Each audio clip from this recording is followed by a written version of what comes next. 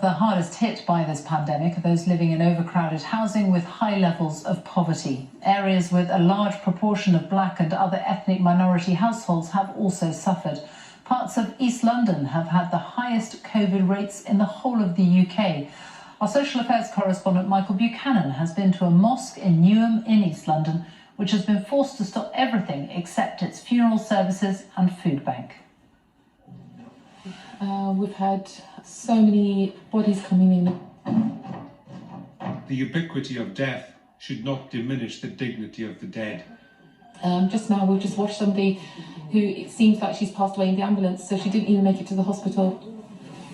These women wash COVID-positive bodies prior to burial, a sacred Islamic ritual. We actually believe that when we're shrouding here, God is shrouding the soul at the same time.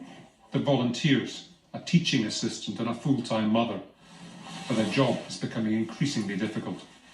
So if somebody comes in, and this happens quite often, with catheters still attached and tubes still attached and resuscitation equipment still attached, we learn how to deal with that. Normally the family would tend to their relatives, but COVID has denied them that honour, deepening their grief. Please keep your social distancing up 2 meters, do not hug, do not shake hands. This funeral for a 49-year-old woman was one of 7 organised by the mosque last weekend. All services are free. As one family departs, another arrive to view the body of their father and grandfather. 2 days ago, 72-year-old Bashir Alam died, another victim of COVID. If this corona wouldn't be here, my dad could have been sick for another 10, 15 years. Easily. But corona is killing people. I'm on my way to get my COVID vaccine, inshallah. In an effort to tackle disinformation, the mosque's imam, who's been furloughed, has received a vaccine to prove it's not un-Islamic. Please come and get your vaccine done to protect yourself, your loved ones, and those who are around you. Jazakumullah khairan kathira. At the mosque, the pandemic has forced them to not just care for the dead, but also tend to the living. We are not only providing this funeral service, we also have food banks.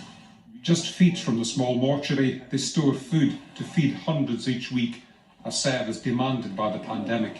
1 meal, please. Mohammed Rahman lost his job at an Indian restaurant 3 months ago. It's left the father of 2 penniless. No money. My son is chicken teeth. No money. No honey. The shop is open, but no money. Friday prayers here would usually attract 1,100 people. But for the moment, physical solace matters more than spiritual comfort. The mosque is a community hub. Prayers, yes, it's important. The need of the community is they want to be fed. They want a place where, they can bury their loved ones. For this mosque, debating whether COVID is a health or an economic crisis is futile. It is both, and it is real. Michael Buchanan, BBC News, Newham in East London.